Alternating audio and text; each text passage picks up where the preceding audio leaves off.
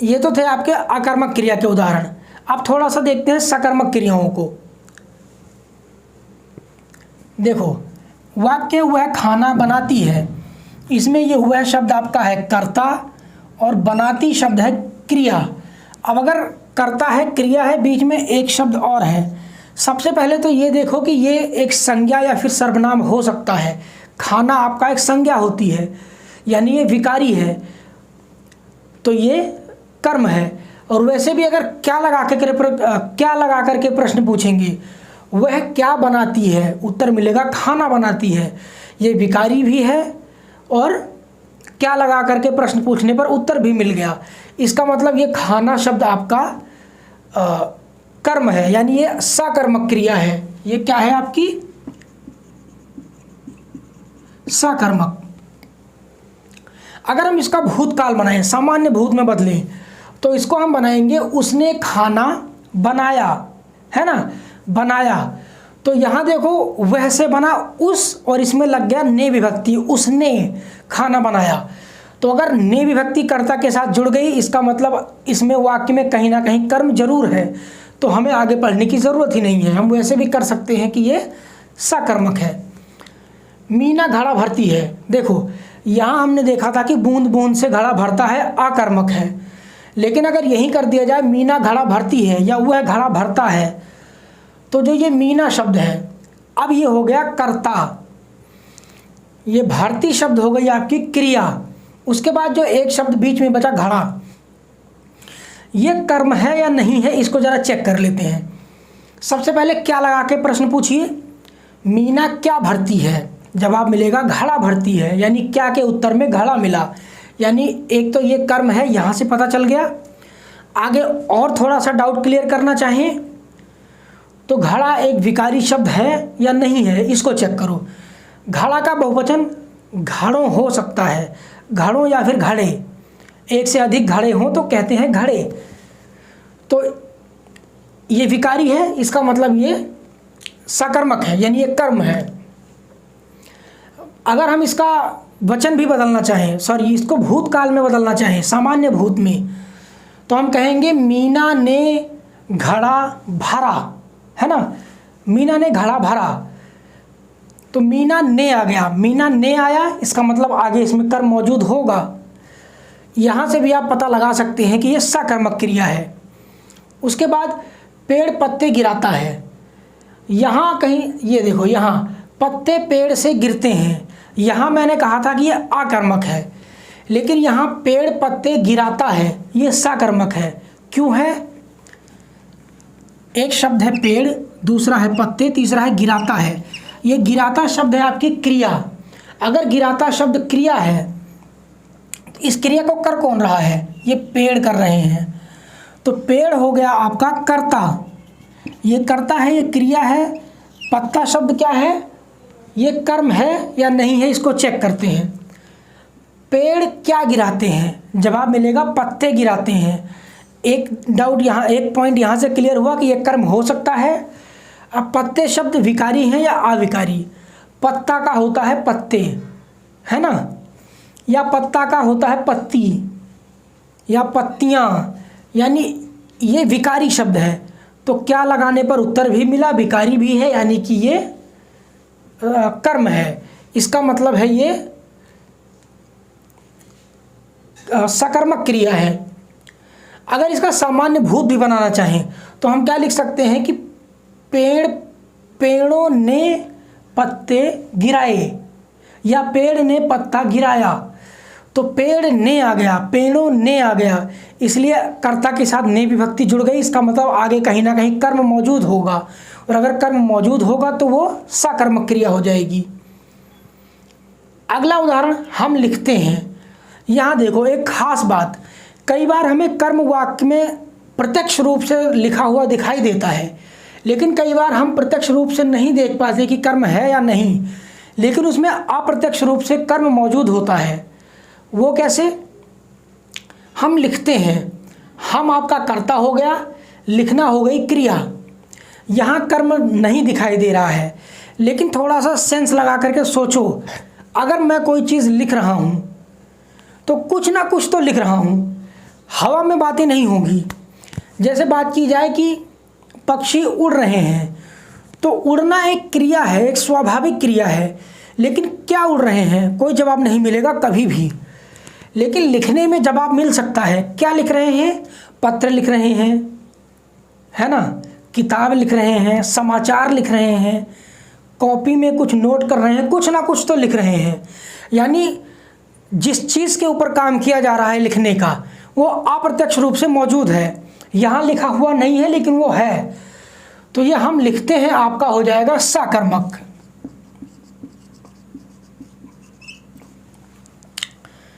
यानी इसमें कर्म जो है अप्रत्यक्ष रूप से मौजूद है। वे खाते हैं या फिर वे पीते हैं। यहाँ भी देखिए, वे शब्द हो गया कर्ता, और खाना या फिर पीना जो शब्द है ये हो जाता है आपका क्रिया।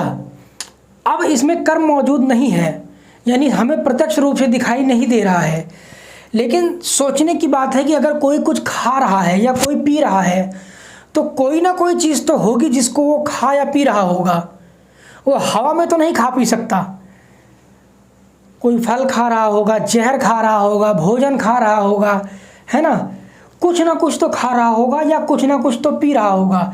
यानी अप्रत्यक्ष रूप से वो कर्म यहाँ मौजूद है।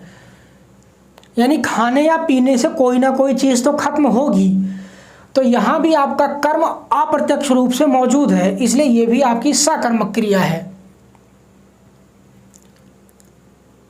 जबकि ये अकर्मक क्रियाओं में जहाँ भी आपको कर्म मौजूद नहीं हो, वहाँ आप सोचने का प्रयास करें कि हम निकाल लें कहीं से अप्रत्यक्ष रूप से कर्म, नहीं निकलेगा। राम हंसता है, राम करता है, हंसना क्रिया है। क्या आप ये बता सकते हैं कि अगर कोई हंस रहा है तो क्या हंस रहा है? वो कुछ ना कुछ तो हंस रहा होगा। क्या आप ऐसा कुछ कह सकते हैं? नहीं कह सकते हैं, क्योंकि हंसना एक स्वाभाविक क्रिया है। चलिए आगे देखते हैं। वह पढ़ता है, बिल्कुल ऊपर वाले की तरह। अगर वो पढ़ता है तो कुछ ना कुछ तो पढ़ रहा होगा, चाहे वो कोई किताब पढ़ रहा हो, कोई मैगजीन पढ़ रहा हो, कोई अखबार पढ़ रहा हो, कोई पत्रिका पढ़ रहा हो, कुछ ना कुछ तो पढ़ ही रहा होगा। यानी यहाँ पर अप्रत्यक्ष रूप से कर्म मौजूद है, तो ये भी आपकी सकर्मक है। वह पढ़ाता है, अगर ये भी करना चाहें तो हमें करना होगा कि वो किसी ना किसी को तो पढ़ा रहा होगा, है ना, या फिर वो कुछ ना कुछ तो पढ़ा रहा होगा।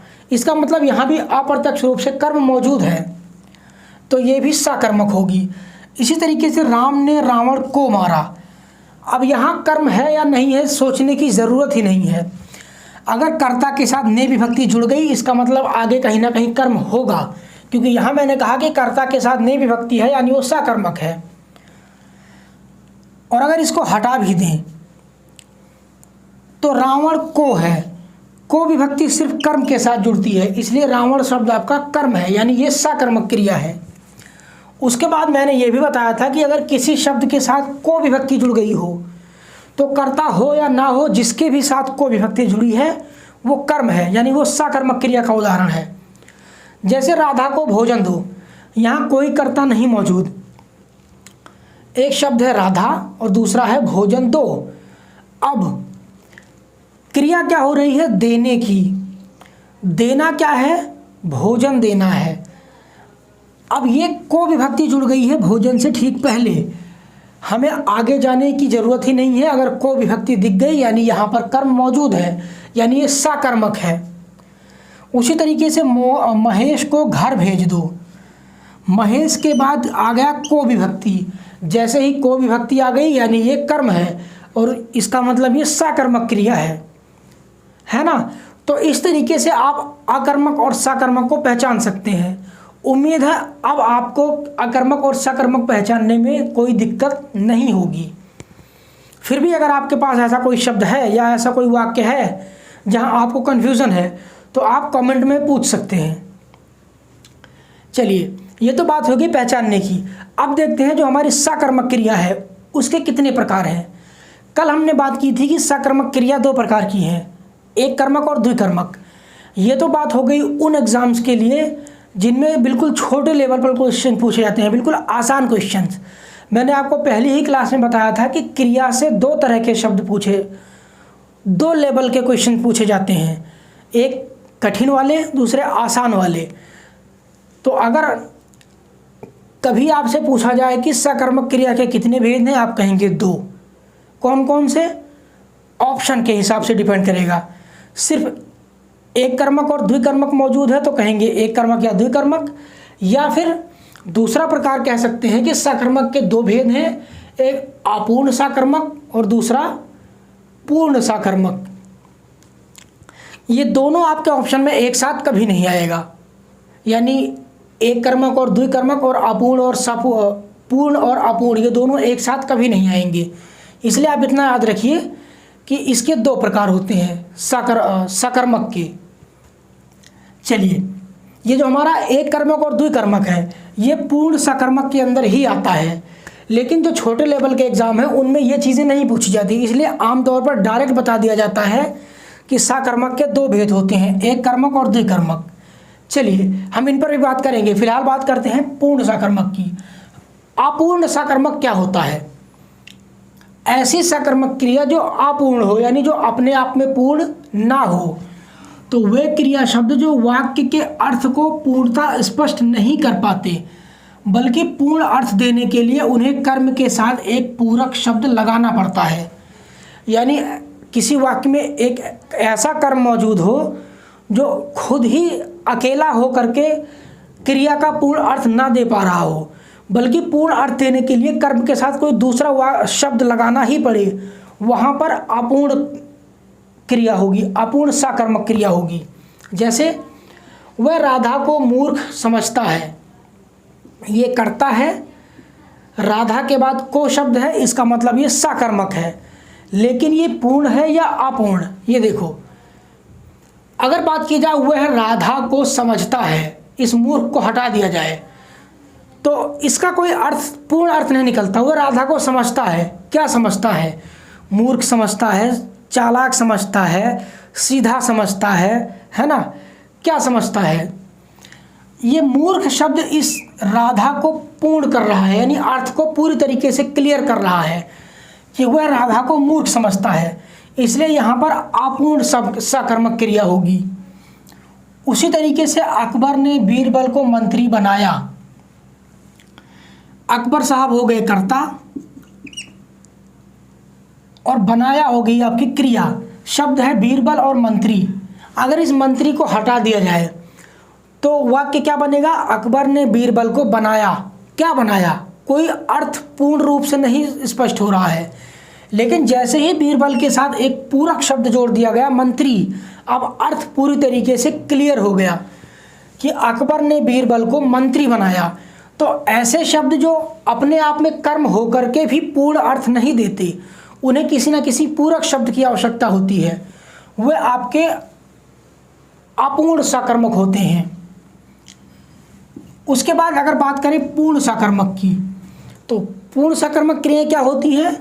वे क्रियाएं जो वाक्य के अर्थ को पूर्णतः स्पष्ट करने में स्वयं सक्षम हों, यानी वो अपने आप ही पूरा अर्थ क्लियर कर देती हों, उन्हें किसी पूरक शब्द की आवश्यकता नहीं पड़ती। जैसे रामा गाना गा रही है, रामा है कर्ता, गा रही है क्रिया है। ये जो गाना शब्द है ये है कर्म, लेकिन इसके साथ किसी तरह का कोई पूरक शब्द नहीं प्रयोग किया गया है।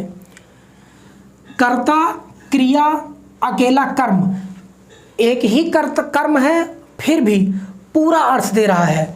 रामा गाना गा रही है, इसलिए ये पूर्ण सकर्मक होगी। अब इसमें भी 2 तरह की क्रियाएं होती हैं, 2 तरह के कर्म होते हैं। एक ऐसा कर्म जिनमें, एक ऐसा वाक्य जिनमें 2 कर्म मौजूद हों, जिनको हम द्विकर्मक कहते हैं। एक दूसरा वाक्य जिनमें सिर्फ एक कर्म मौजूद हो, उसको हम एक कर्मक कहते हैं। एक कर्मक और द्विकर्मक क्या होती हैं, इसके बारे में हम बात करेंगे अगली क्लास में। तो इस क्लास को यहीं समाप्त करते हैं, बाकी की बातें करेंगे अगली क्लास में। तो मिलते हैं अगली क्लास में। नमस्कार, जय हिंद।